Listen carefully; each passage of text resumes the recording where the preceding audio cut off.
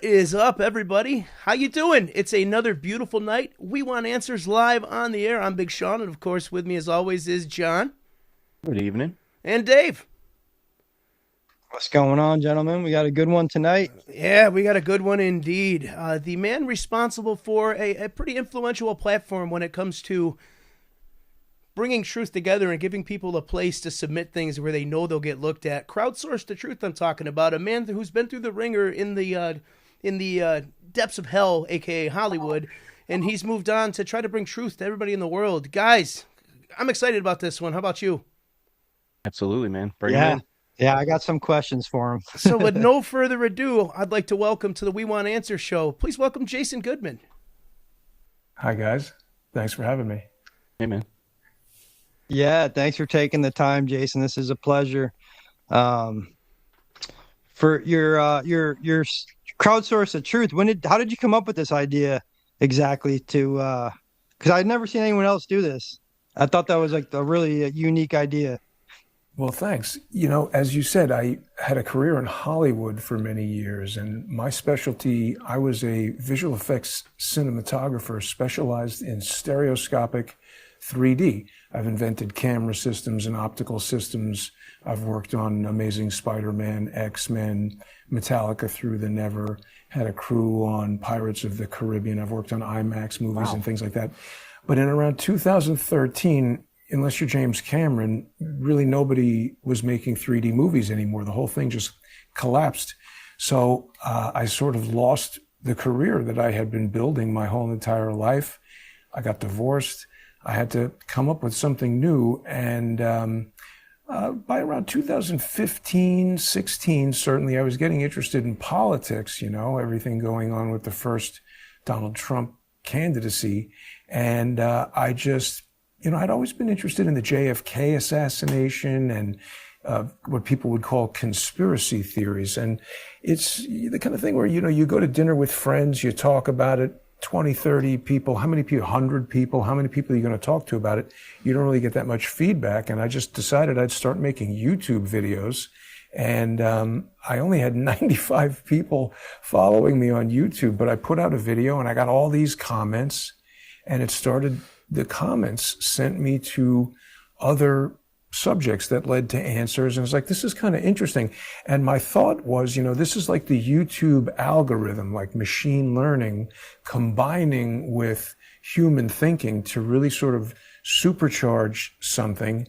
And I just came up with the name Crowdsource the Truth. A lot of people didn't understand it initially. They thought I was talking about crowdfunding the truth.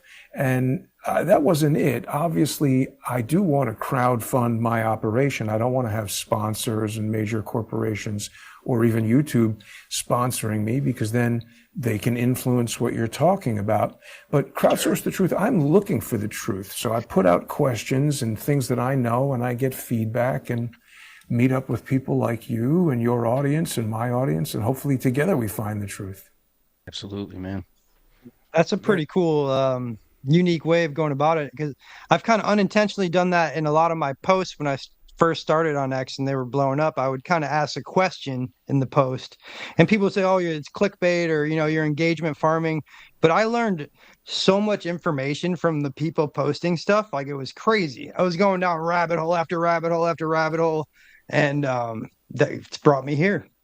Yeah, no, that's the idea. And look, certainly 10 years ago, perhaps it was maybe more innovative than it is now, but I think everybody is doing this sort of open source, crowdsource journalism. Certainly the Charlie Kirk assassination, the Butler, Pennsylvania assassination attempt, all that stuff has relied really heavily on crowdsource investigative journalism. And like most things, you know, we're going to talk about AI later today. There have been a lot of people coming out and saying, oh, AI is no good. Mostly the people saying that are, you know, people who have lucrative careers making movies for $200 million. They don't like the idea that somebody on a computer sitting in their apartment can compete with them. But we're in an interesting moment right now from that standpoint. It happened with journalism before it happened with creative filmmaking. And really, if you think about it, it goes back, I think about this from the early 90s.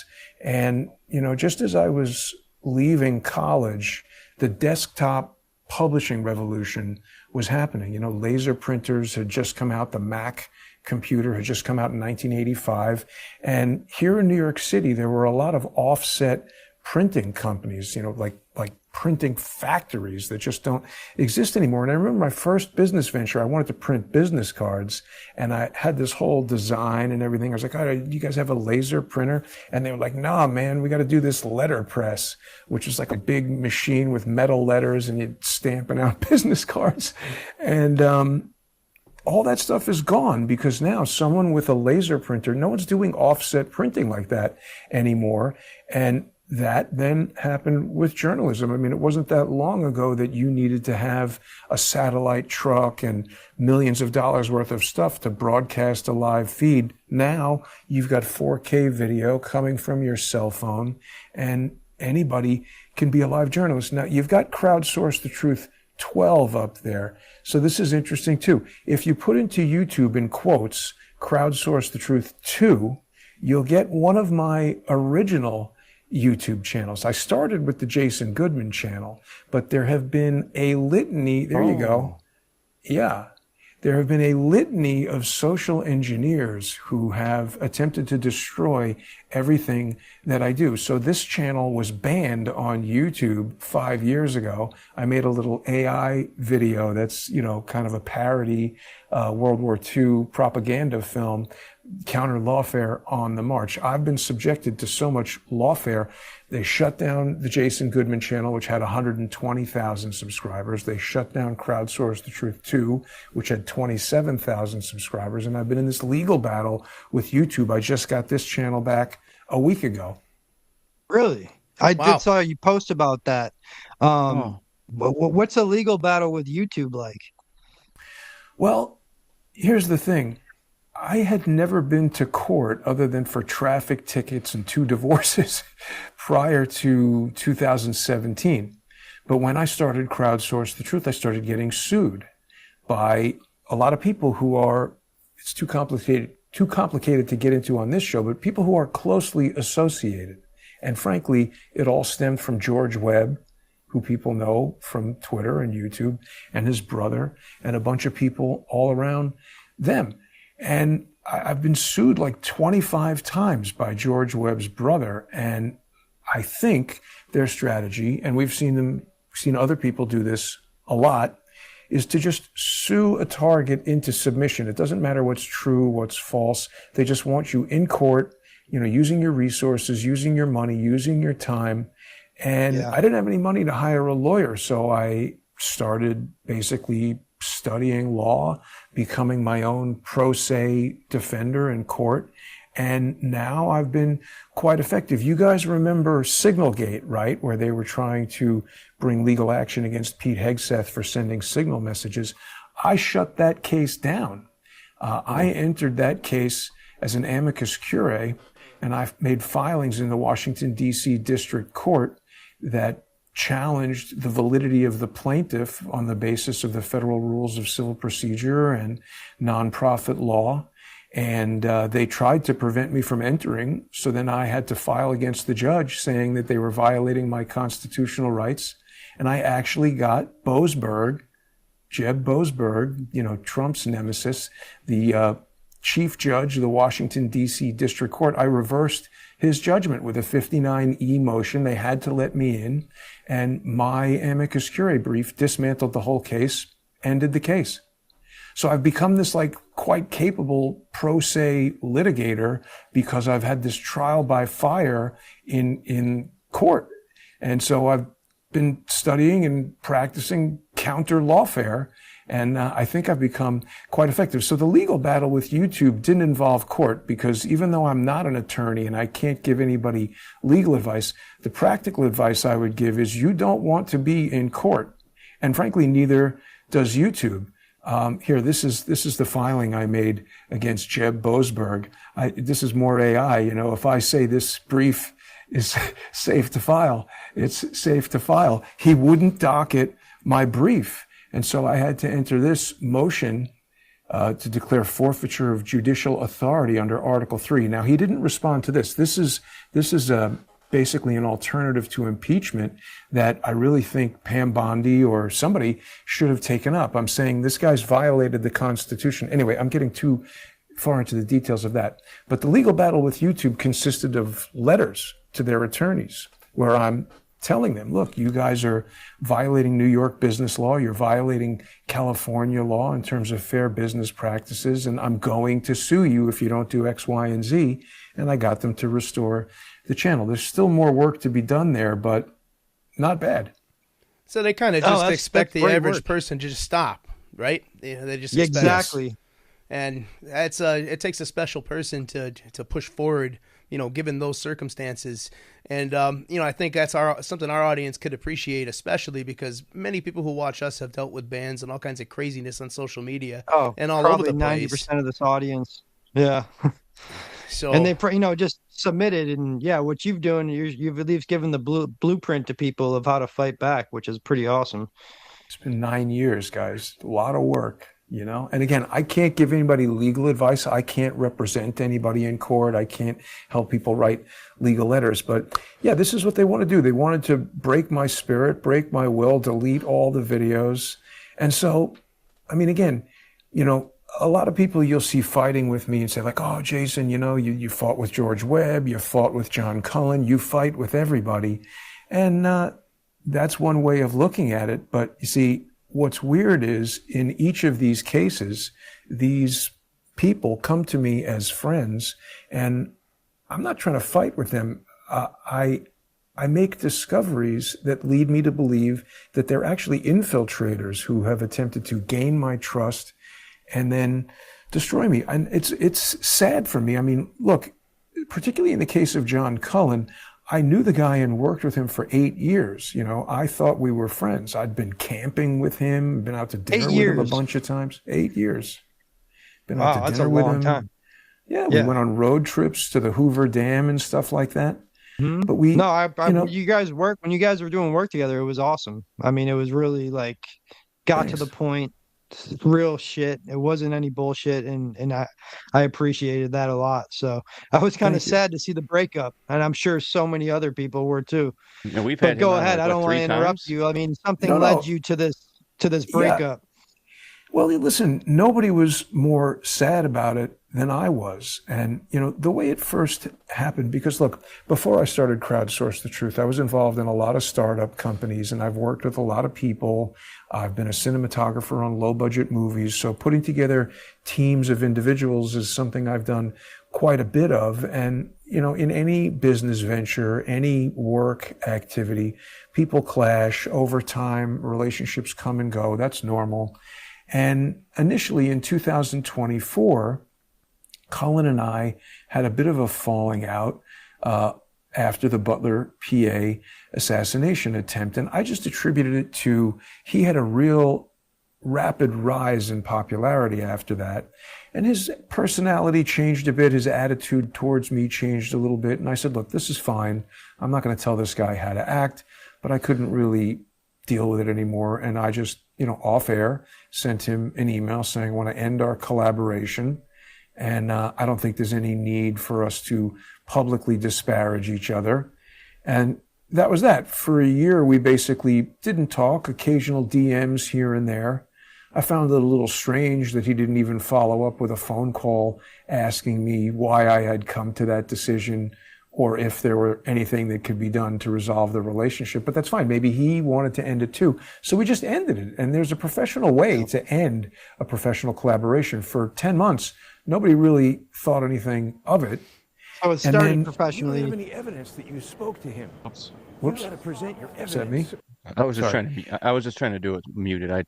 You're good. No problem. I had a video going. So it started off professionally. You guys went your own ways. He even mentioned in our last stream that we did with him, which was one of, I think, his last ones that he was on. He just said, we agreed to go our separate ways, and he let the younger guys go at it. And that's kind of all he really touched on it, as far as what he said about not doing the show with you anymore. But yeah, please go ahead. Actually, I saw that, and he wasn't quite truthful with you guys. We didn't agree to go our separate ways. I told him I was done. and I was leaving. And it wasn't a decision about letting the younger guys take over or anything like that. He just became insulting on air, unprofessional in my interactions with him. And I just said, look, you know what? It's one thing when I'm on the set of Amazing Spider-Man getting paid a huge sum per day. I'll take some amount of abuse from a director or a visual effects supervisor if I'm making a lot of money. But in this venture, I said, look, I'm just not going to, I'm not going to eat dog doo-doo from somebody to do this.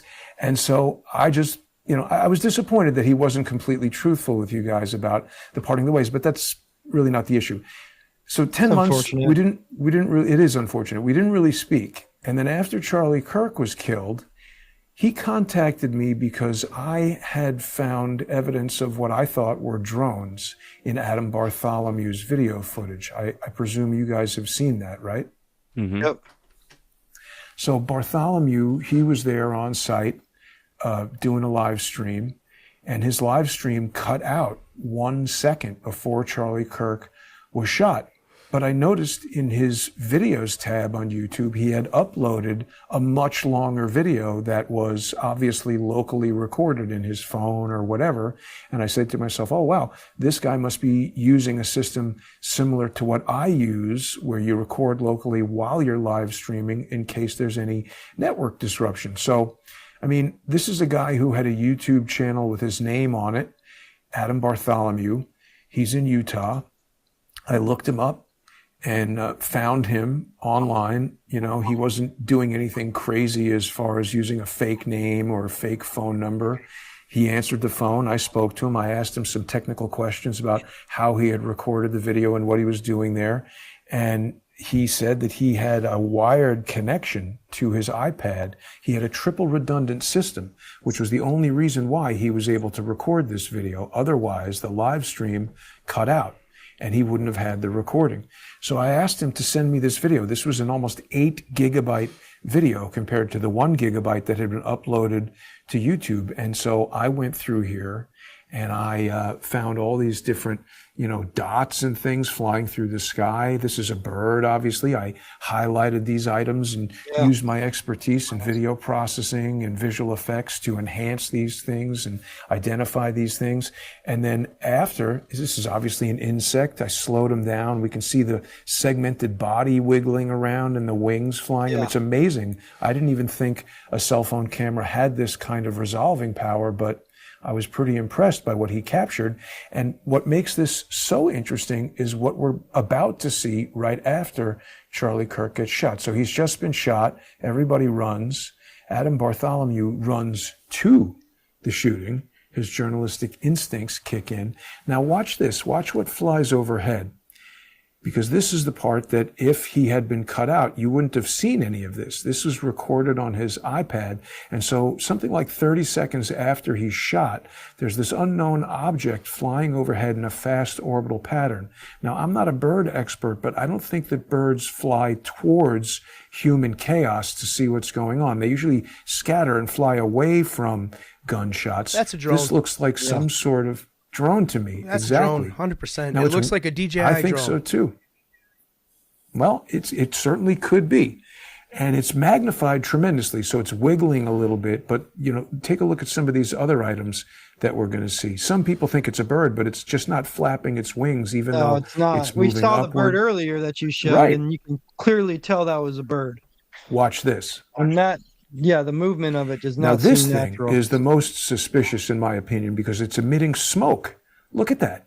No bird could emit smoke. That's either a lithium-ion powered electric drone that's about to catch on fire, smoke right there, or it's a hybrid electric gasoline drone burning gasoline. And then we have this other thing shooting by incredibly fast, going up.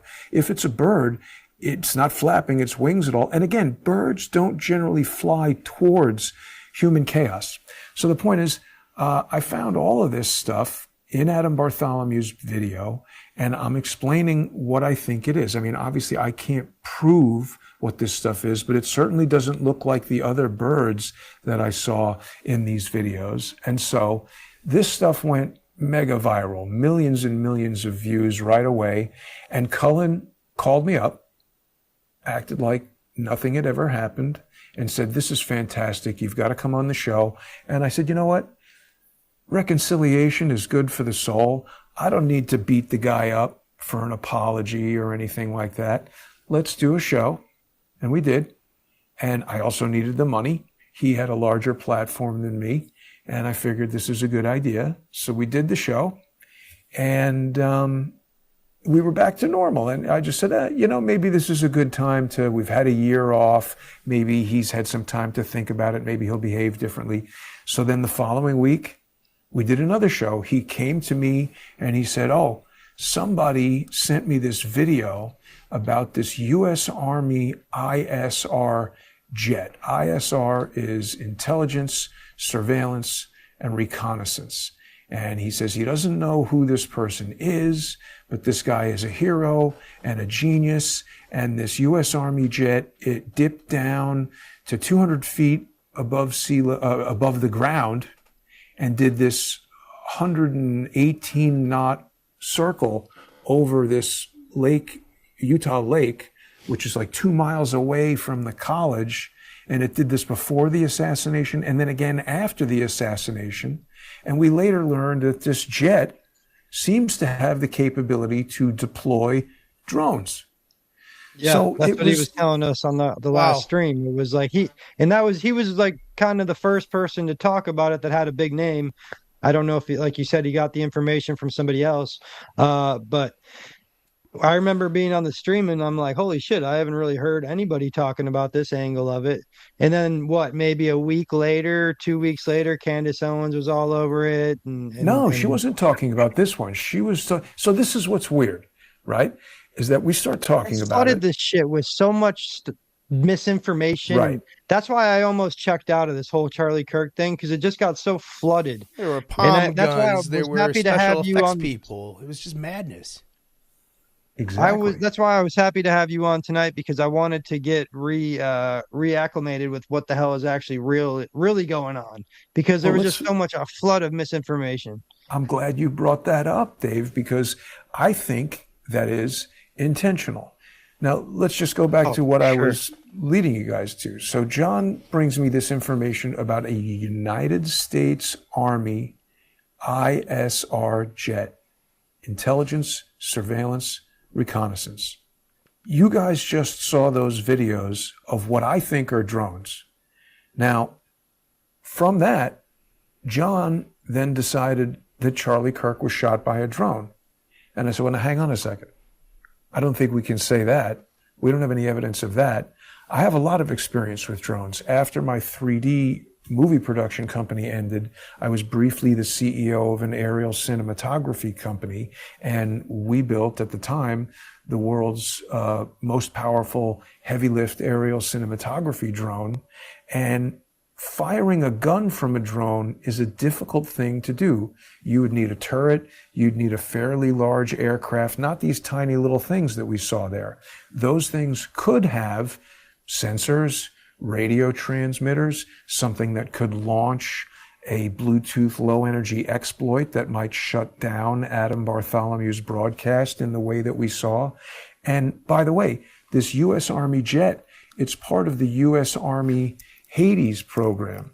And Hades stands for the High Accuracy Detection and Exploitation System. Okay, so the high accuracy detection is what happened with Adam Bartholomew. Somebody said, hey, we got a guy running a live stream. He was detected with high accuracy, and then I allege an electronic exploit was used to shut down an unauthorized broadcast. I think we have a lot of evidence to support that allegation. I don't see any evidence that Charlie Kirk was shot by a drone, and John became irate when I didn't accept his conclusion that he was shot by a drone. And he started kind of, crap posting on my tweets and doing and saying things that were contradictory to he and I being allies and friends. And I did notice some of the tweets. I can't remember them specifically, but I was just kind of looking at them like, I don't know if they're just like brother, or if they're like actually kind of like taking stabs at each other or whatever. And Yeah, I definitely did. I noticed it, and I just wasn't sure if it was just kind of inside jokes between the two of you, or if it was actually really unraveling again. I didn't even know it unraveled to begin with. Well, that's it. And Dave, I didn't know at first either, because it's like, look, I thought the guy was my friend, and we worked together for 8 years. So I don't just jump on these things and say, oh, he's being a jerk, so now I hate him and I'm going to say he's a social engineer. But it doesn't make sense to me that someone who I helped create a monetized platform. And look, when we did these 2 shows, I control the video server of these sponsor exclusive shows, so I can see how many more people are watching when I do a show with him versus when I do a show by myself. And I can tell you, he was making between $10,000 and $20,000 a month. So wow. When he just totally disappeared from the internet, that raises a big question. Why did he do that? Just because he and I have an altercation, I just told him, don't use my likeness and videos of me in threats that you're going to post against other people. I didn't say go away from the internet forever. And by the way, even if I did say that, I don't believe I have the authority to banish a person from the internet, So his disappearance, I found particularly strange. But to tell you the truth, when we had this final falling out, it was due to that. He had posted a tweet. He got into a whole Twitter beef with Viva Fry and Robert Barnes, where he was posting things that those guys construed as threats. And it was clear from the language that they were putting in the tweets that this was going to be used against me. And it was, in fact. George Webb's brother was emailing this stuff to a lawyer who represents X and trying to get me kicked off of Twitter. So I was telling John, delete this tweet. Don't include my image in your Twitter beefs and threats that you're sending. And when he finally deleted it, I sent him another message saying, let's just not communicate again. And that's that. That day, October 13th, 2025, he disappeared from the internet. And this sort of viral campaign of Cullen has disappeared started. And it was followed by, can I use colorful language on you guys' show? No filters. Whatever you want to say. So it started, these people started shit posting about me, saying, oh, Goodman threatened him. Goodman's the last one to have communicated with him. Then it went to Goodman had him assassinated, all kinds of ridiculous stuff. I saw it all, dude. And I bit my tongue on all of it. I'm just like, ridiculous. It sounds salacious and a great headline, but fuck, I'm not touching that with a 10-foot pole right now. It was ridiculous. Because I had respected John because we had done a few shows before, and he had been nothing but respectful in those shows. So I was like, you know what, I'm not going to get involved. If he wants to disappear, that's his right. Go disappear.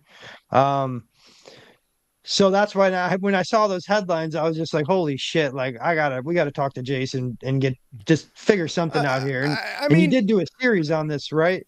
I'm going to cut right to the chase. I'm ready for your theories. What's up with this? Where is John Cullen? What do you think? I think that John Cullen is a contract intelligence operative. And when Charlie Kirk got murdered, I became his contract. And when I figured that out, his cover was blown and he had to disappear. So separate from that for a moment, just to back up and explain how I came to that. After this argument that he and I had, because there's always the possibility that he's just an asshole. And I was entertaining that possibility for a while. So after he took down the tweet and I defended my social media platform, which is what I use to earn a living, I just went on doing what I was doing and presumed that he would do what he was doing. Go talk about Vegas, go talk about whatever you want to talk about. Just don't talk about me in the context of threatening other people. So, but he didn't do that. He completely disappeared. All these tweets started, oh, where's Cullen? Where's Cullen? Where's Cullen? And I just ignored all that noise initially until sort of mutual contact of ours started getting in touch with me by DM, people who I knew were real people and who had been on the show and had communicated with him and helped us with research and COVID and things like that. They started saying, hey, for real, where is John? You're the only one who has his phone number. I got a couple of DMs like that also from people that he had shouted out in his research team when we did a space. And they were like, "Have you heard from him?" I'm just like, "No, I haven't." I mean, I know I did one of his last streams that he appeared as a guest on. But yeah, I actually got a couple of those DMs myself, and I don't know him not nearly as much as you. So certainly a lot of people were wondering. Right. And so it was out of respect for those people that I decided to start looking into it. And that's what resulted in this, Where's Cullen series, which I always like to use AI to make graphics. Obviously, Where's Waldo and all the different cities that I went to. I made a Where's Cullen graphic. But the truth is, I didn't start this series until I knew where he was, because I was also concerned. I mean, initially when Diligent Denizen started the whole, Cullen is missing nonsense, I to quote Candace Owens, I knew, but I didn't know that he wasn't missing. I just presumed that this was due to the fight that we had. And then when all this started up, I was like, wait a minute, this is starting to feel like a social engineering campaign pointed at me. So when I got these messages from serious people, I said, well, let me look into this, because, maybe we got into an argument and he left his house and had a car crash, or maybe something serious did happen to him. So I called him, didn't answer. Tried calling his dad. His dad didn't answer. So then I called his daughter, who he had told me he was estranged from, but I called her and I just said, hey, I'm sorry to, is he okay? Yeah, just asking if he's okay. And she said she hasn't spoken to him in years, but she would call his mother. She hesitated, didn't even refer to her as her own grandmother, which is sad. I'm not trying to rub these things in. I'm just trying to give people the background of what's going on here. So the daughter texted me back saying that his mother says you should do a wellness check with the police, meaning she doesn't have any more information about him. So I did that wellness check with the police. And if people go to Crowdsource the Truth 2 on YouTube and look at that Where's Cullen series, the phone calls with the daughter, the phone calls with the police, they're all included in that series. And it was so strange and so bizarre that I just, after the phone call back from the police, I just decided I got to go find this guy and figure out what it is that's going on with him. So I drove from New York to Miami to Los Angeles and back. And all those cities that I went to, I recorded shows and I didn't play it until after I found him and knew where he was, because I'm not trying to expose his location or his identity. In fact, I even used AI to masquerade his neighborhood so that I don't expose his location. But I found him. Spoiler alert. Here's a segment of my final confrontation with Cullen. I don't even know if I want to get into this with you, man. He's alive. I don't even know if I want to get into this with you, man. You're obviously hostile. That's why I quit. I quit so that I did not have to confront you. I don't even know if I want to get into this. So he says it right there. And the conversation goes on for several minutes. He goes into more detail and becomes even more hostile and bizarre. But I went to his house. I spoke to him there outside his house. And he's saying he quit. I knew he voluntarily quit. He goes on to say that I broke the law, USC 5714. He quotes some, not real statute, not remotely real. He says he's going to call the FBI. I said, call them. Call the FBI. And that's when he said he quit so there wouldn't be a confrontation. It was all made up nonsense. So, jeez. I mean, I wanted to satisfy everybody that he is alive. He's walking around. He wasn't, rendered by the CIA to some black site because he discovered these planes. He just, I think, is a contract operative who lied about a lot of stuff, lied to me. I asked him a lot of questions. People can gauge his reaction there by watching my series, but that's basically that. Cullen's not missing. Good to know. That's crazy. That's crazy. So, any idea? Pop back up again, or do you think he's done? I'm surprised. I was surprised that he disappeared in the first place. Like I said, he was earning what had to be a lot of money. And you can like verify he was earning that, because I remember in our conversation he had brought up like Tim Pool. He's like, I don't know how these fucking guys make all this money, this crazy amount of money, where he's like, I'm lucky to get, I think he said like $50,000 a year.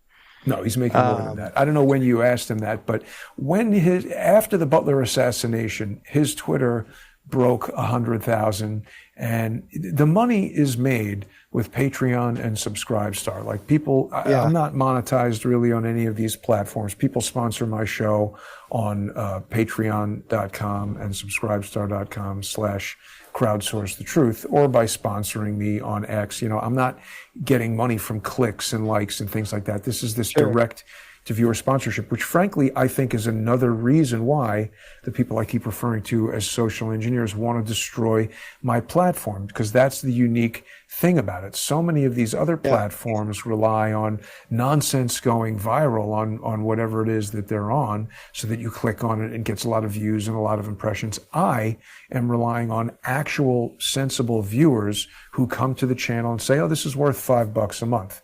So, I mean, I'm just saying, whatever it is that John said in public, there were, 2,000-3,000 people watching the sponsor exclusive videos. And I mean, again, I can only make an estimate, because some people might give him $5 a month. Some people might give him 10. Some people might give 25. But I can tell you, he was making 10 to 20,000 a month. Now, Tim Pool has boasted about making 8 figures. So 10 to 99 million, I guess. But that's a big difference, of course. And I mean, look, I'm not trying to make millions and millions of dollars. I just need to like buy food and pay for my life and all that. And it just doesn't make sense to me that somebody would walk away from 100,000, 200,000 a year. That's a lucrative vocation, if you ask me. But he did. So something must be going on there. And, and he was rising up pretty, rapidly. Right. He was gaining a lot of traction. Why abandon that? Yeah, he was like, it seemed like he was fighting for that traction for so long. He was finally starting to get it, and then he disappeared. Well, to play devil's advocate, is there any outside chance that, maybe he thinks there was a threat on his life, or whatever the case may be, and he's not about the money, he's about truth. I don't know. What he said in that. Right. Well, what he said in the longer version of the confrontation is that because I had threatened to dox him, that's why he disappeared. Now, I never threatened to dox him. When he didn't initially respond to my demand that he delete my image from a tweet that included a threat, I said, this is my last polite warning. If you don't delete this thing, my next move will be to take legal action against you, and that will cause your name to be revealed, because I'm not going to sue John Cullen. That's not a real person. I would sue him under his real name. So he deleted the tweet, and I ended the relationship after that, and that was the end of it. I wasn't continuing to threaten him. And people see the lengths that I've gone to protect his identity, even now that I don't care for him any longer. So your question, Sean, of will he come back? I certainly can't speak for him, and I don't know, but I was quite surprised that after I released the series, demonstrated that I wasn't trying to dox him, demonstrated that I really don't care to expose his identity. It doesn't do me any good. It would cause people to hate me. It would cause turmoil, and there's no logical reason to do it. But moreover, when Ian Carroll went on Tucker Carlson and started talking about the Las Vegas shooting, I mean, if something would bring Cullen back from the internet afterlife, I couldn't think of something bigger than that. And the fact that he didn't return when that occurred, I don't think he's coming back. I remember you tweeted that, and that stuck with me because I thought the same thing. I'm like, holy shit. Because he was all over Ian Carroll's ass trying to do that collaboration with him, which I can't blame him. Ian was on fire. And, if you have some good information, obviously you want to share it with somebody who's blowing up on the numbers and all that. But yeah, he was certainly was trying to get in there. So that's an interesting angle.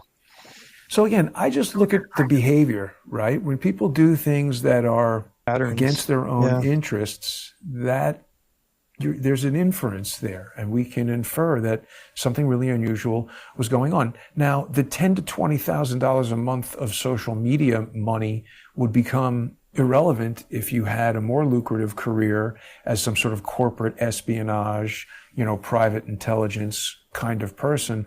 I don't know. That's my conjecture. I don't know. I haven't proven in court, but that's what I think. I think he was a contract intelligence operative.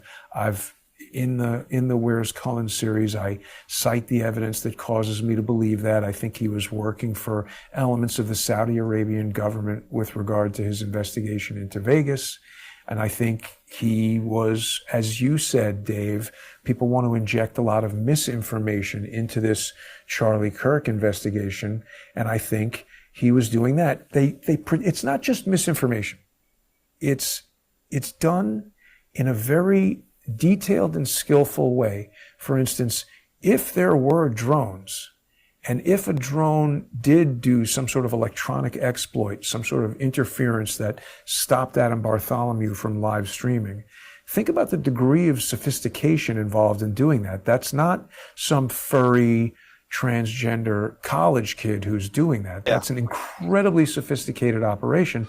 And so if somebody like me starts to figure that out, they want to flood that specific piece of information with confusion so that nobody can understand what it is that's going on. And by the way, the video that Cullen brought to me originally came from a guy named Blake Bednarz.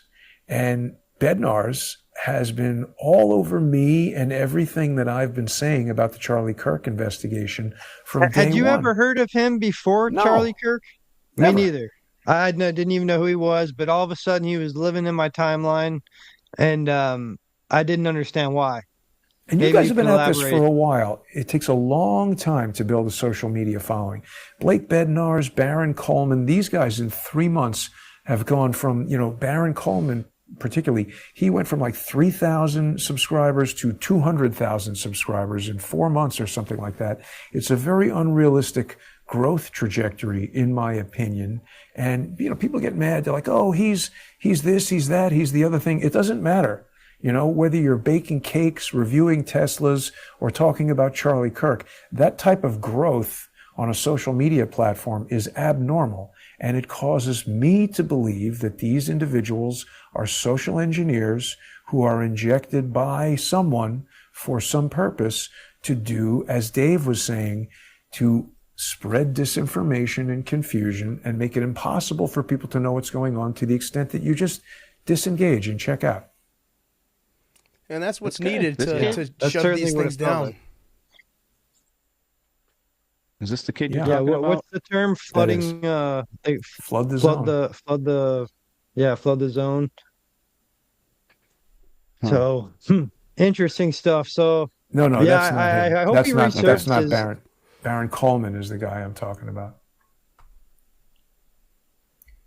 So Baron invited me on his show, and he claimed he wanted to know, hey, what was the genesis of this beef with Blake Bednarz? And I explained to him in several different ways that the genesis of the beef was that, as you guys just pointed out, I didn't know who the guy was.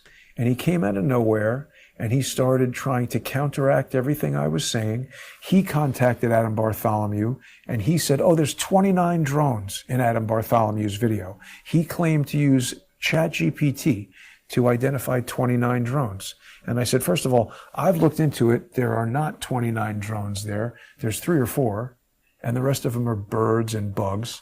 But what he did do is he generated an incredibly accurate timeline from an 1 and 9 minute video, finding all these little dots. So somebody seems to have used artificial intelligence to do that.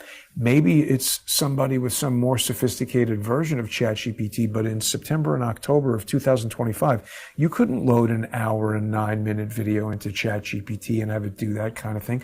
When I asked him about it, he said he loaded in frames.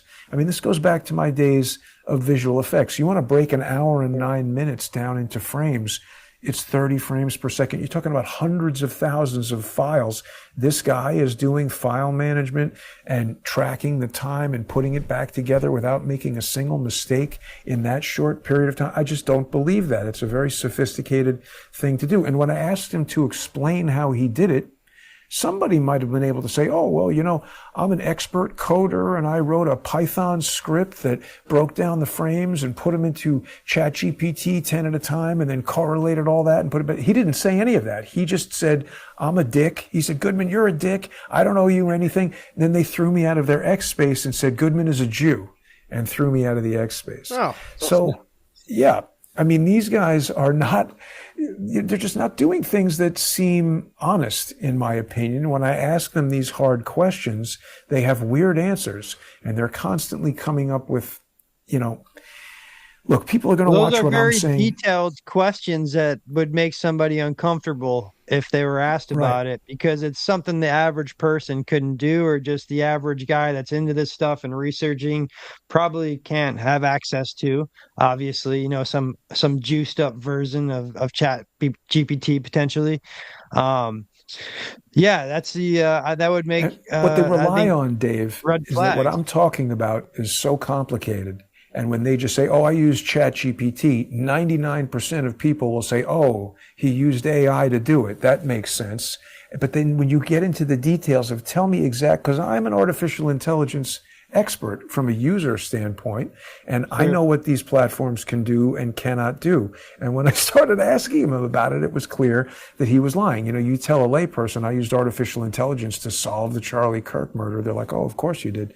But it just doesn't. Dude, you weren't joking about how you become very good at being a lawyer, because you're poking holes in spots that it would just go over people's heads. But when you really poke at it, it definitely opens a hole that's unexplainable, it seems to me, just from this little brief conversation that you're catching us up with.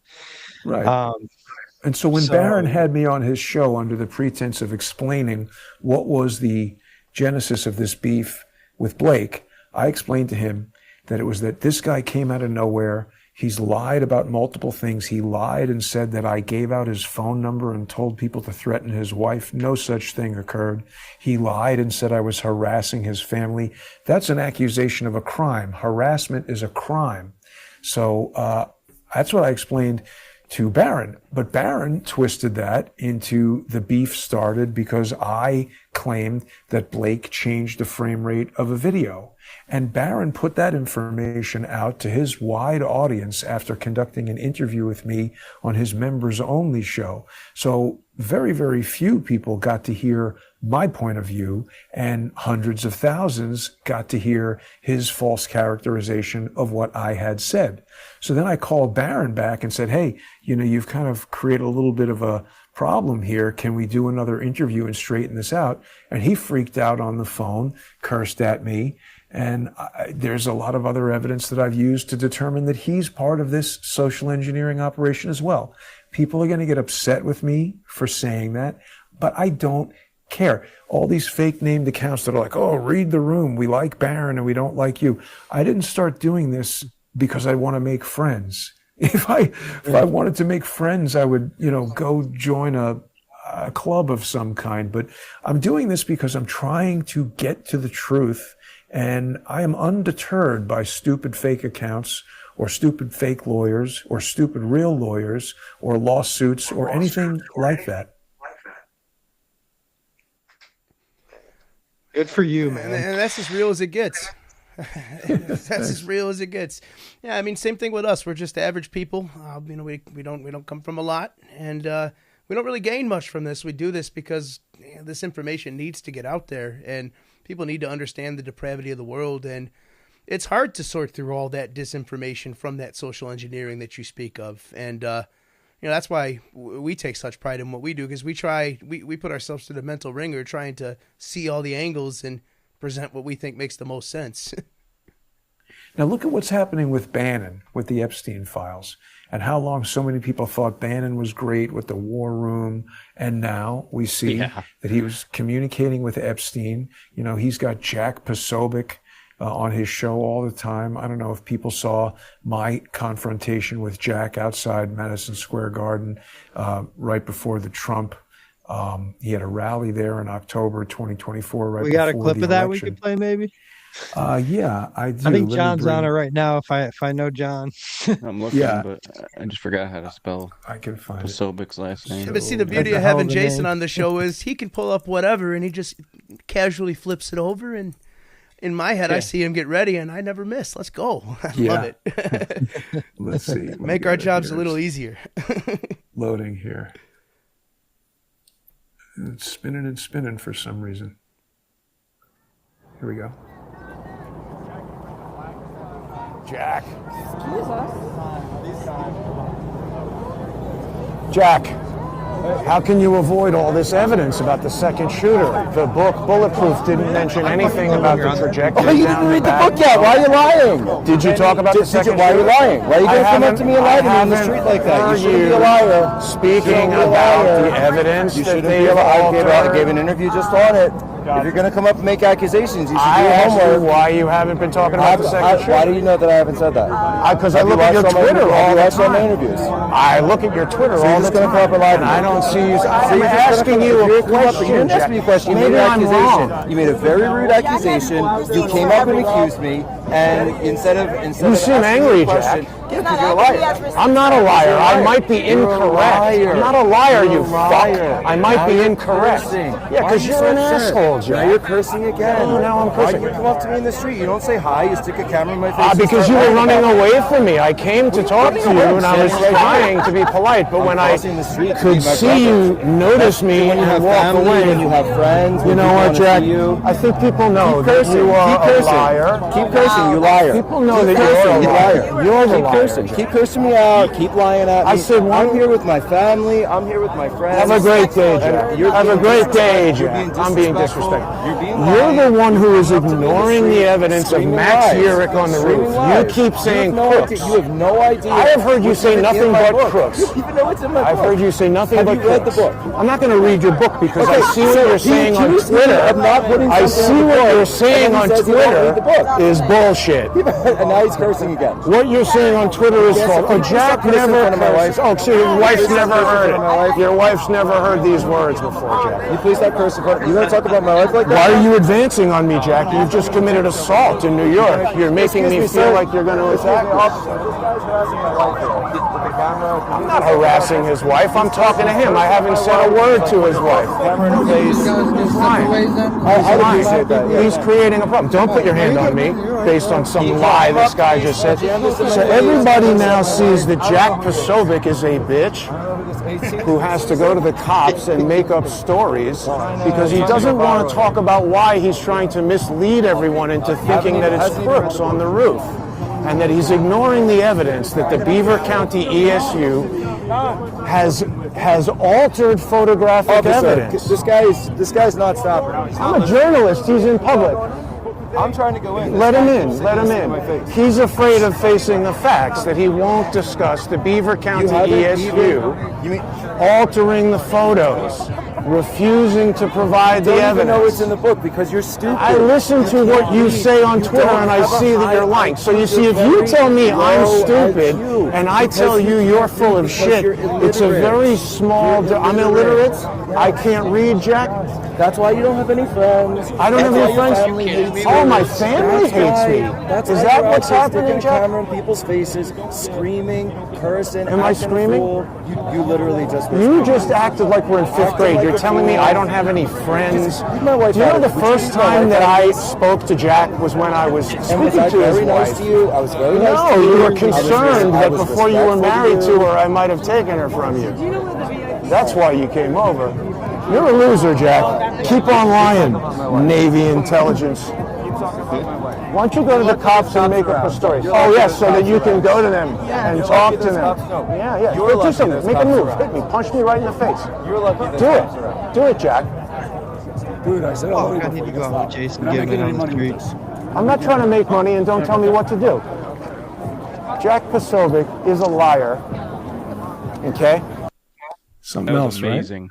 Yeah, I have two simple things to say. my First of God. all, hell yeah. And second of all, if you need a friend, which I'm pretty sure you probably don't, you got three in us. Thank you, guys. I do appreciate that. But let's just talk about that video for a second, because it's one thing to enjoy me, bashing Jack Posobiec. But if people watch that playback, notice the guy who comes up to me at the end in the camouflage jacket. He sees me interacting with Jack. He's almost like protecting Jack. And who was Jack speaking to? You had Nick Sorter there. You had Benny Johnson there. You had that German girl, Nicole Siebert, whatever her name is.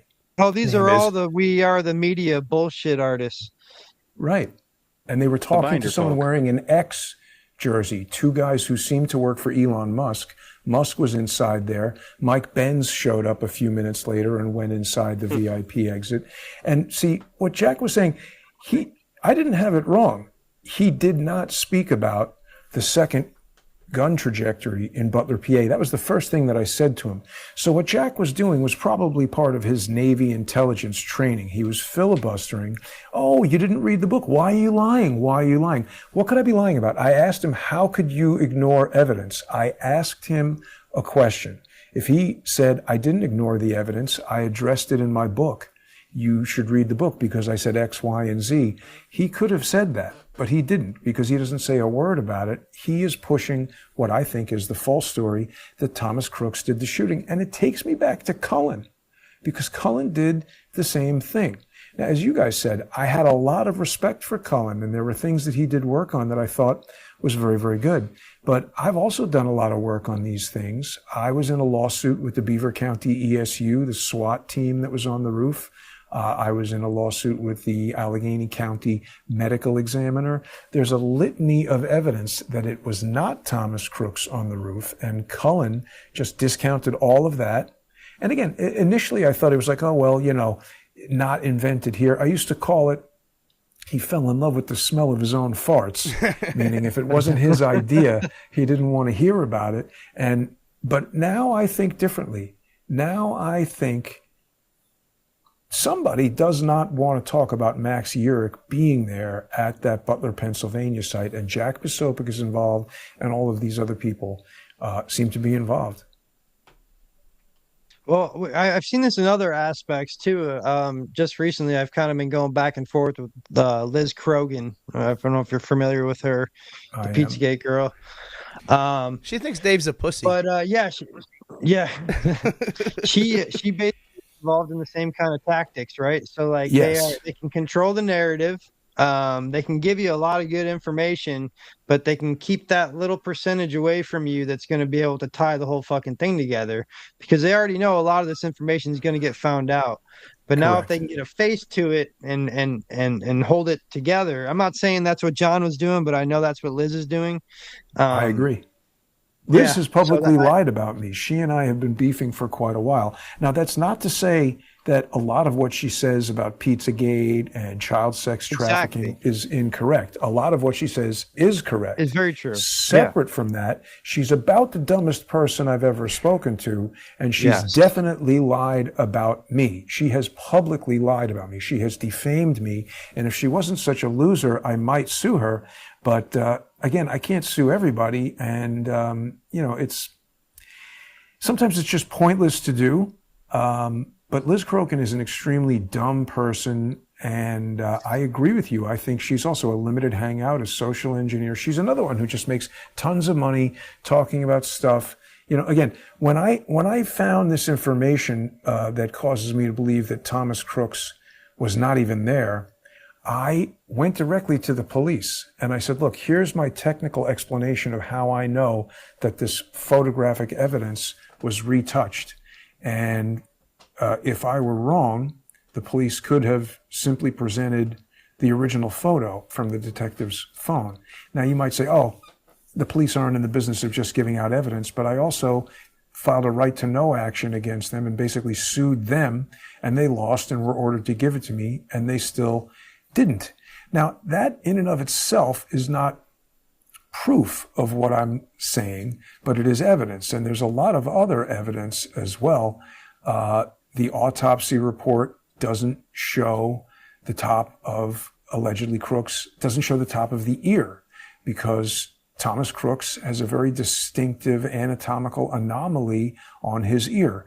So it's a mighty big coincidence that the autopsy photo that was released by Clay Higgins doesn't show the guy's ear. That would definitively tell us if it was or was not Crooks, but it's edited out. So that's what I'm saying. It's not one element of evidence that I rely upon. There is a litany of evidence. And I don't know if you guys know this, but when I did my right to know action, the police sent me an unredacted version of the report that Chuck Grassley had released.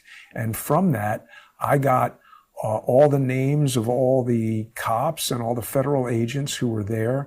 There was one guy who was a counter UAS operative, and I called him up on the phone.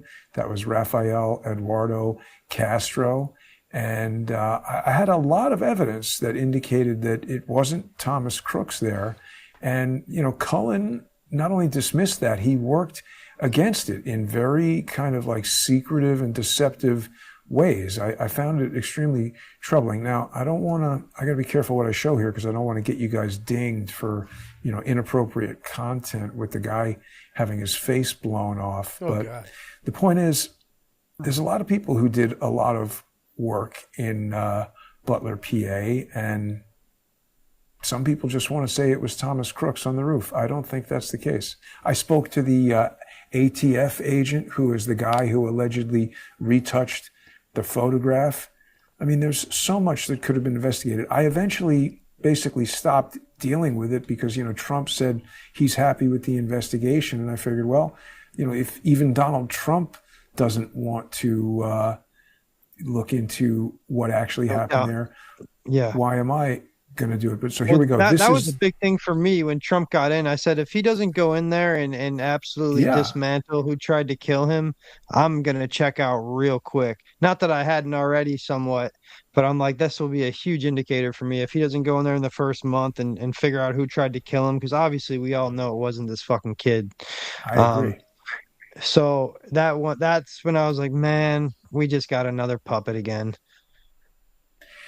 I mean, I hope that's not the case, but, you're right. It's disappointing that nobody's been arrested from the Epstein files. Nobody's been arrested from Russiagate. Andrew Weissman, Norm Eisen, these guys who orchestrated all the lawfare against Trump. Ben Wittes, who is the former director of the Lawfare Institute, a non-profit organization that is directly engaged in lawfare. I mean, I don't know, maybe it's an undrainable swamp, but just a last bit on this. This is the unredacted report, and it shows us, like the names of the cops. Obviously, everybody knew Greg Nichols was there, but the whole report shows who took the photographs. Again, I want to be careful about what we show here. I don't want to show any of the gory stuff, but this told us, who was in the building. This was all, previously unknown stuff. That photograph over there is the dead guy on the roof. And I don't think it's Crooks.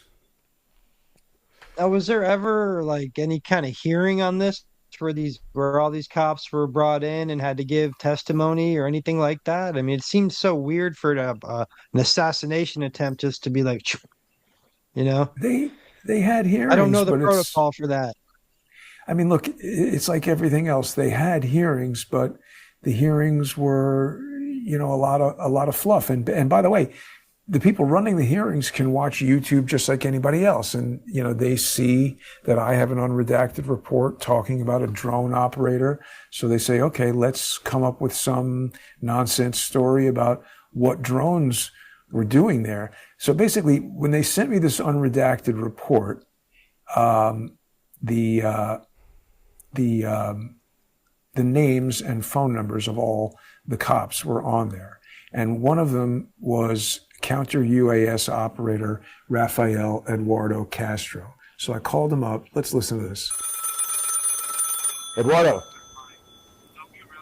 is that you? Can you hear me? Is that Eduardo? Who's speaking? It's Jason. How are you, man? I'm sorry, it's who? It's Jason. I wanted to ask you about the drone you were flying in Butler, Pennsylvania. Was it an Andeville counter UAS drone? And why has your name been hidden? I'm sorry, who do you work for? I don't work for anybody. This is Jason. I work for myself. You were the drone operator, the counter-UAS drone operator, right? Is this Special Agent Eduardo Castro? Who do you work for? And how did you get this number? Eduardo Castro? I don't work for anyone. I have a show called Crowdsource the Truth. You were the drone operator during the Donald Trump assassination attempt, right? What was the function of the drone you were flying? Sir, there's a government phone number for official business only. Do not call this number again. Wow. Wow. And if we had any question about that, I guess it was answered right there. You know, and so they didn't say anything about drones until after I spoke to that guy. So, I mean, look, there's a lot of work that's been done that tells me that it wasn't Thomas Crooks there, and they just ignored it all. Yeah, some of the weird stuff too. I mean, stuff I like to notice is he was in that BlackRock commercial. Like, how does it, like, it's not like he's like a good looking kid that would be on commercials or shit, like, you know what I mean? How does he fucking end up there, and how does he end up trying to kill the president? It's just, there's just so many weird things that happened. Yeah. And why did these names get searched in Israel a few days prior to the event taking place? Well, that's interesting. Those factual? That's interesting. I mean, I don't know, but that came from Baron Coleman. And the first thing that I thought when I heard about that was that it just seems so on the nose, right? Like, wouldn't these sophisticated intelligence people in Israel, haven't they ever heard of a VPN? Yeah. I mean, it just, my first question would be, is there some way for someone to game the Google software that gives that result so that they can make it have that whatever result they want? Because it seemed like there were a couple of things where, like, oh, Israel searched for this guy a day before it happened. And then, oh, like, Israel searched for this guy. I'd say like the last 10 scandals or whatever you want to call them. It's, oh my God, the person was searched in Tel Aviv 24 hours before every day. Right. I've heard it multiple times. And it just seems a little weird, how doesn't accurate is this? And like you said, well, how the hell are they not using a VPN if there's orchestrating like a government hit?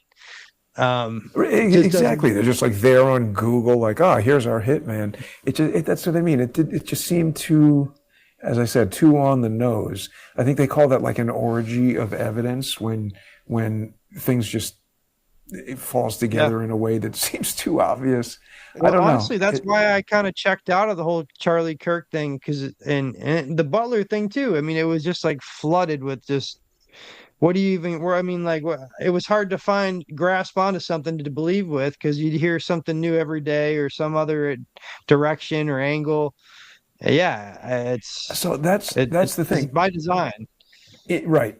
In the 1960s, when JFK was assassinated, and you had ABC, NBC, and CBS, and the New York Times, and no internet, and basically calling from New York to California was an expensive long-distance phone call, controlling communications was pretty easy for the government or the CIA or whoever. You just control those four entities, NBC, CBS, ABC, and the New York Times, and then every other, smaller news station is going to get their news from them. With the internet, now that, anybody can post information and get to millions of people, the way to prevent people from finding a needle in the haystack is to throw a million needles into the haystack. Yep. And then now nobody knows which needle is the right needle. I've noticed that. And you know what is a great tool for that is X. Tons of fake accounts with anonymous faces and the algorithm pushes these to new limits, so the people that need to see it. It's that 1% of information that gets injected that's entirely false. And then everybody who's like really almost on the right track for everything just get called crazy afterwards because of that specifically placed 1% of information that they make blow up. Well, that's what's happening with the Epstein stuff. Like, there's so much bullshit being thrown into it right now. Like, we're seeing all this real stuff, and then like, we're coming across to make one the of those bullshit. fake emails and make it go fake viral. Email, put the yellow highlighter over it, and people are like, "Oh shit!" No, exactly. Well, that's just it. And, it didn't make much sense to me. When Elon Musk bought X, he said everybody was going to be verified. That doesn't seem to be the case. I wrote this story, the Twitter coup, and tried to deliver this to Elon Musk. This is talking about how the FBI infiltrated Twitter before it was X, and it even identifies many of the people involved: Barack Obama, Adam Sharp, this person, Valerie Caproni, who is the former FBI general counsel and now is a U.S. District Court judge. This is detailed information, and I brought this to Elon Musk 5 weeks before the Twitter files came out, and I think that the Twitter files were a limited hangout to cover up this. Remember when Elon Musk wanted to buy Twitter, first the Twitter investors said, no, you can't have it, and we're going to use this poison pill strategy to prevent you from being able to buy it. The largest single independent shareholder at that time was Prince Al-Walid bin Talal. And he said, no, Elon Musk, you can't buy it. And then suddenly there was this flip-flop where they said, okay, now you have to buy it. And Al-Walid said, oh, Elon Musk is our new friend. That was never explained by Elon Musk. I don't understand exactly what was going on. But again, in that video with Jack Posobiec, the people who he's meeting with, who he's going there, who Nick Sorter is talking to and who Benny Johnson is talking to, they're wearing black hoodies, black pants, and there's like an embossed X logo from, X.com. And these guys are texting somebody inside there. They're like Elon Musk's X guys. And it seems like there are these, favored social media influencers, and then people like me who get sued and deplatformed and kicked off. Totally. I mean, I think everyone's starting to notice that and call it out too. I've seen people that have been stuck in this other thought process actually kind of come into these same conclusions we're talking about. So, I mean, it is refreshing, but it is like we're up against a huge machine, like a corporation like X or Facebook or any of these other social medias. So it's so hard to get the actual truth out there when we're up against these huge machines. Yeah. Well, I think you guys are doing a great job. It's getting a little late here in New York. I don't know if there's anything else you guys wanted to talk about, or we could do another show sometime. Or I would love it, man. I would love it. Thanks for having me on, guys. I really enjoyed speaking with you, and thanks for introducing me to your audience. Anything before I go? I guess AI. So we always bash on AI like crazy, but you seem to embrace it. And I want to embrace it a little bit. Can you give us some hope on AI, and then it's not going to just destroy us all? Well, there's two major use cases that people are talking about, like general use for AI for research and stuff like that. And then, this past week, they've been really talking about AI for, generating content and videos and all that.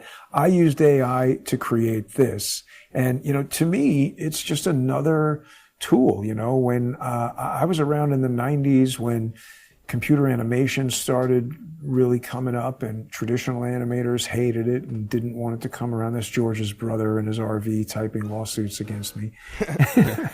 And to me, this is just another tool. I didn't simply go to ChatGPT and say, make me a World War II style propaganda video with me in the court of YouTube and George's brother and all this stuff. This was a lot of very specific work. It combined elements that were created by AI with composited elements using traditional visual effects pipelines and things like that. And like any tool, if somebody makes a movie, a lot of people just don't like visual effects at all. I saw a guy on Twitter, on X today, saying like, I'm a traditional 3D artist, meaning like, Pixar and visual effects animation. I'm a traditional 3D artist and I don't like AI.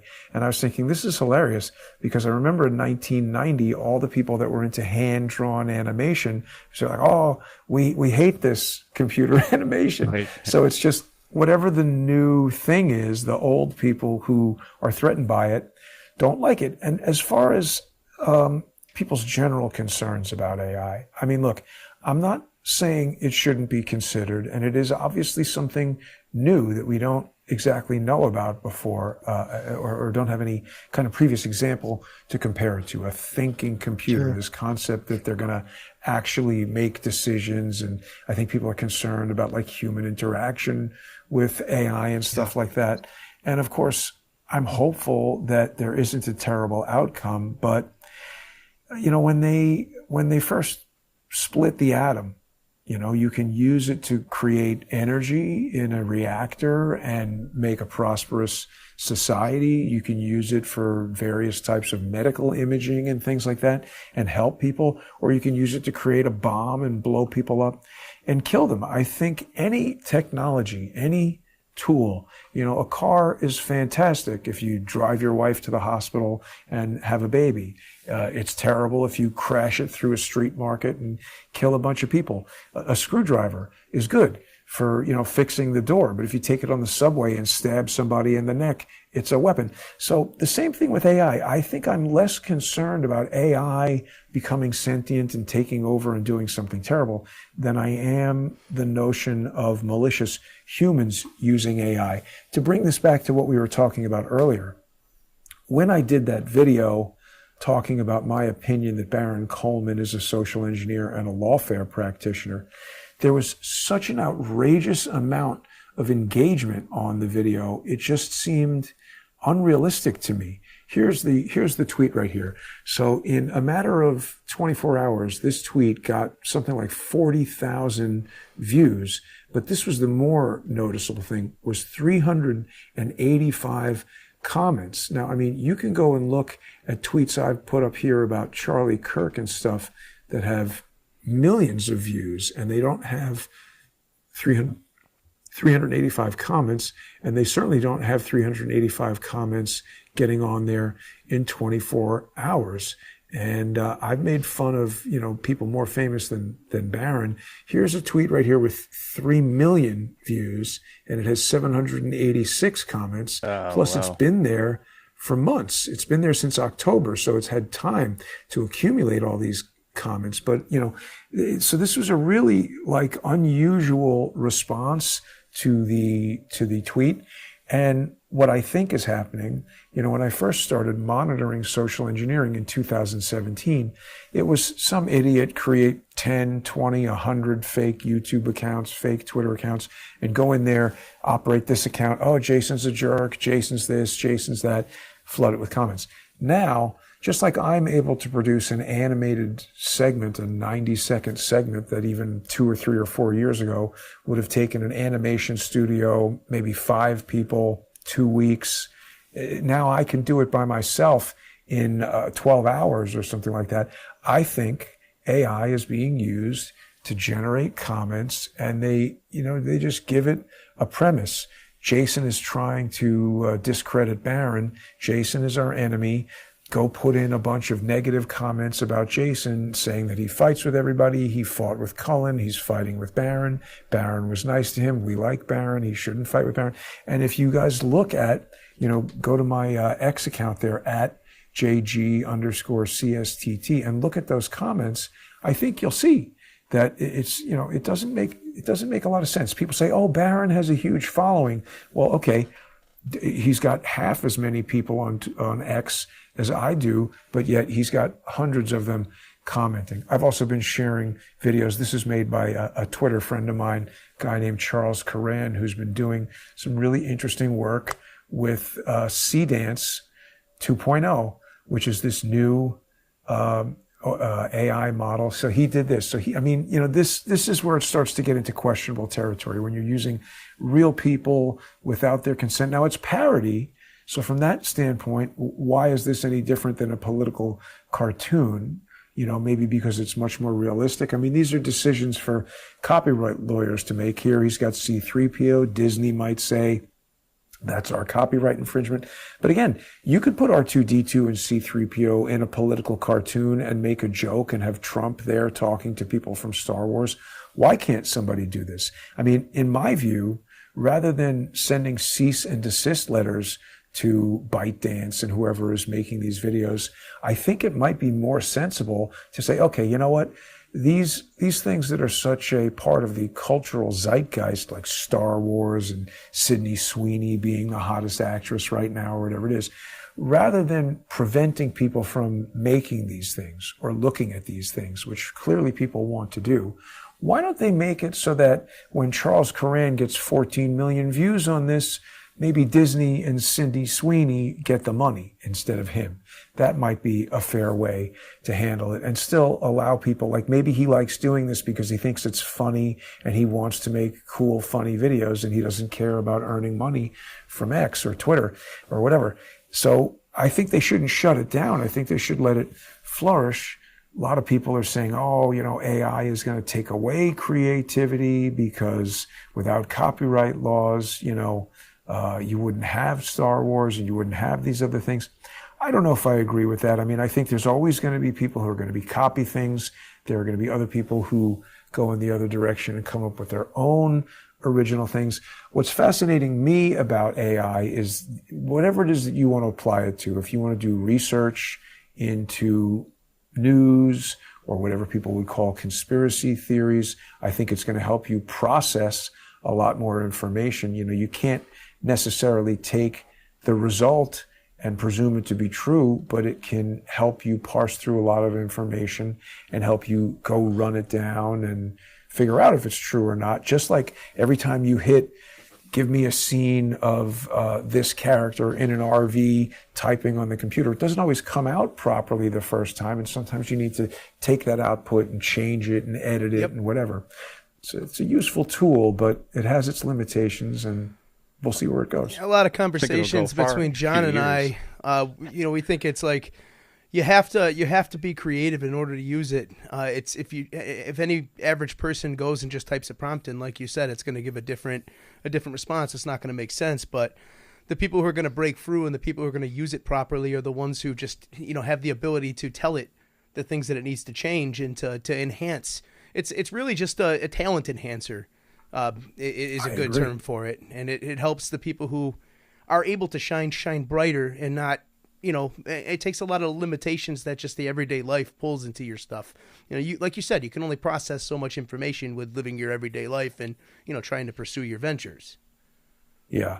I think people are worried also. We've seen a lot of videos of robots doing karate. I saw a video today from China that, again, people need to use their discernment, because it was these little kids on stage and robots like literally doing kung fu.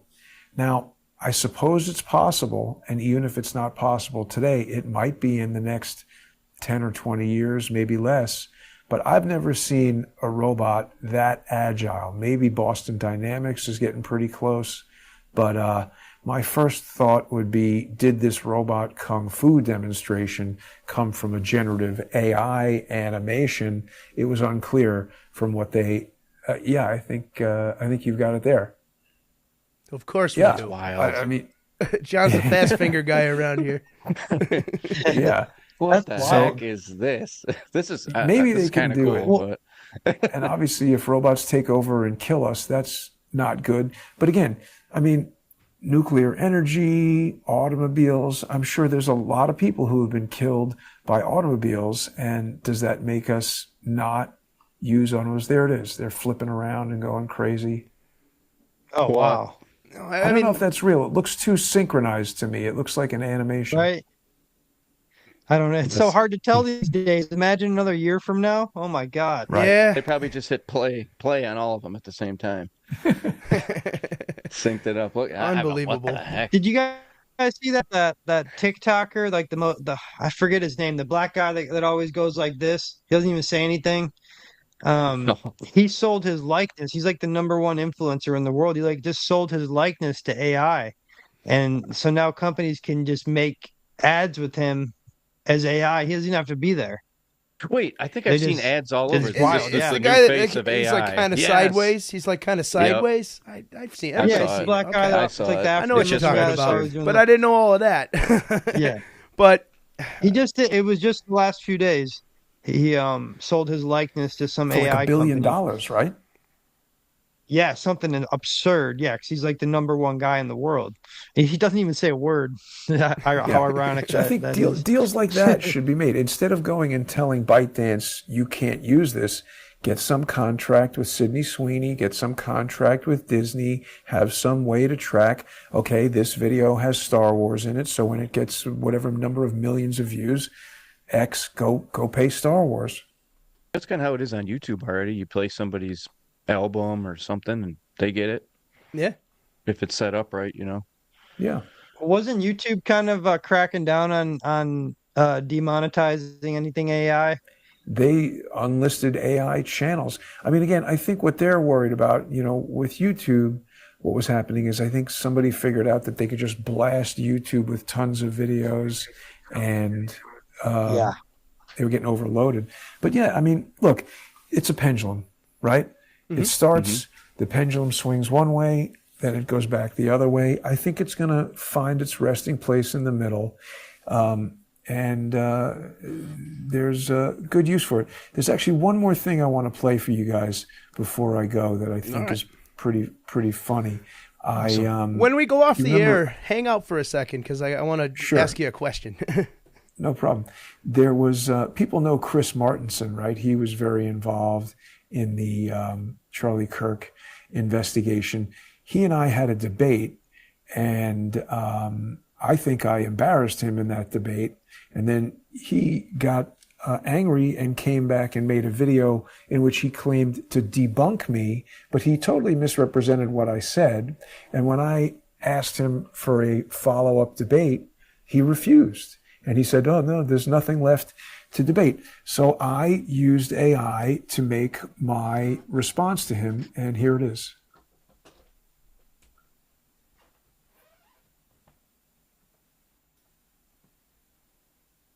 Wait, why isn't it playing sound? Yeah, we need to sound there. Hi, Marty Christensen with Weak Prosperity, here to tell you about what Chris Martenson doesn't know. Now, everybody knows I'm a dick, but the other day I made a video replete with defamatory and outright false statements. That video claimed that Jason deliberately presented frames out of order to deceive the public, but that was not true. The truth is, during the debate, Jason only presented the video as it originally appeared on Owen Schroyer's show and separately showed a composite photograph that represented his theory that he'd been explaining since the day he discovered the anomaly. But it was Martenson who had misled everyone. In a private phone call, he said he would familiarize himself with Jason's point of view before the debate. I just wanted to call to make sure everything was still on for tomorrow. John, very, very quickly, I'll prepare because I prepare for everything. Please remember my first name is Jason. Please remember that. Jason, sorry. My apologies. But I will remember, I will watch your stuff and I'll form my own conclusions about it. Very good. I'll speak to you tomorrow. Yeah. How's that? Sounds good. All right.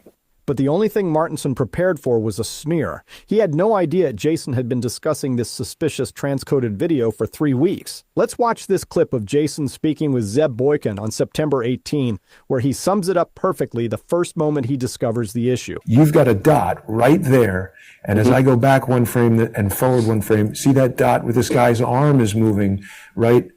That dot, and now I'm going forward again, and then Charlie is hit.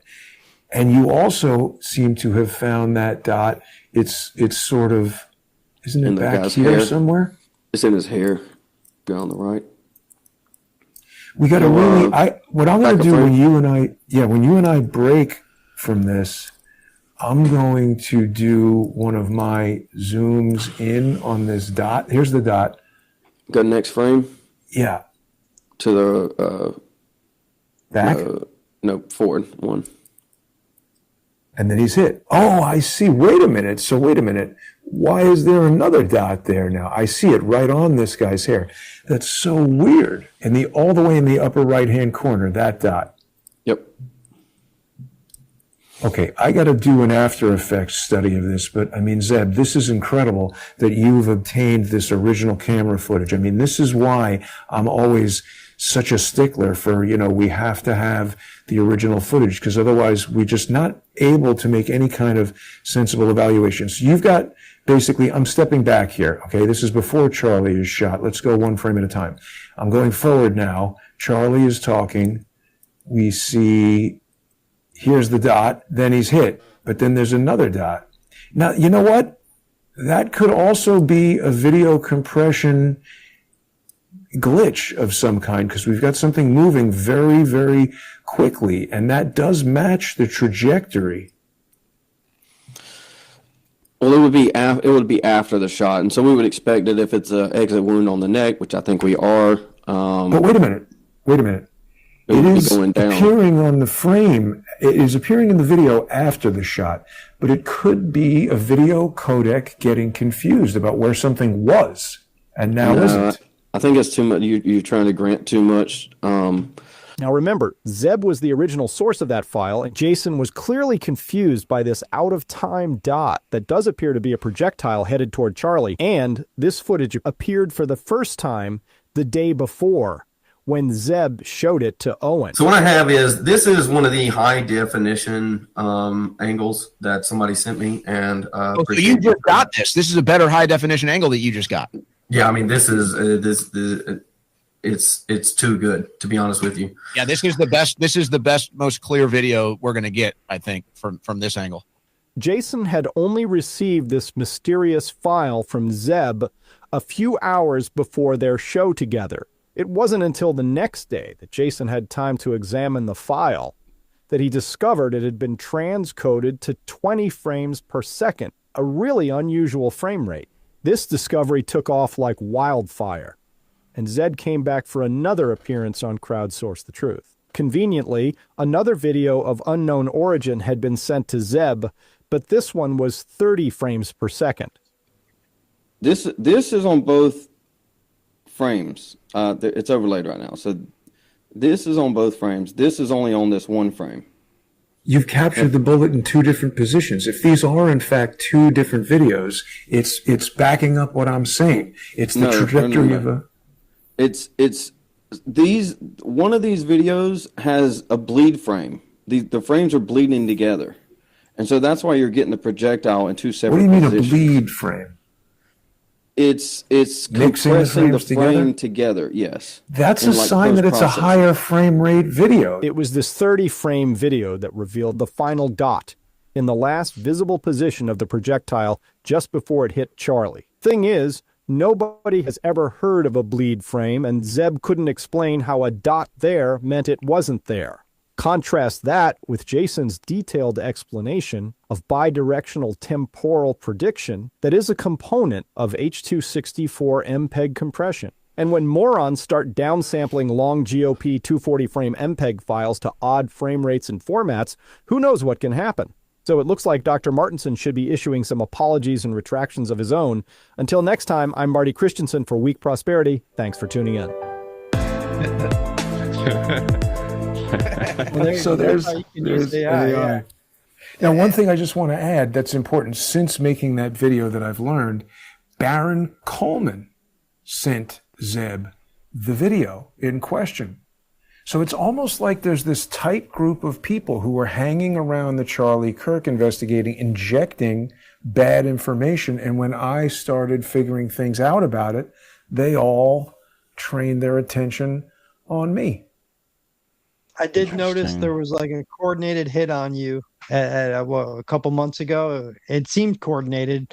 Yeah, it was around the time Colin disappeared, and yeah, it was very, very odd. So I'm glad we got to hash this out and talk about it and get your perspective from it, because it was a lot of mystery. If people weren't going to your page and actually seeing the series of it, then they were still in the dark. So hopefully we can lead some more people over to your page. Where's like the best place they can find all that kind of stuff? They can find me on X at JG_CSTT, all the links to everything, crowdsourcethetruth.org. You can follow me there. I really appreciate you guys having me on and appreciate you sharing this information with your audience. Look forward to speaking to you more. I would love to have you on again. There's so many topics we could dig in, and we could go hours and hours more on this. So, Jason, again, thank you for your time.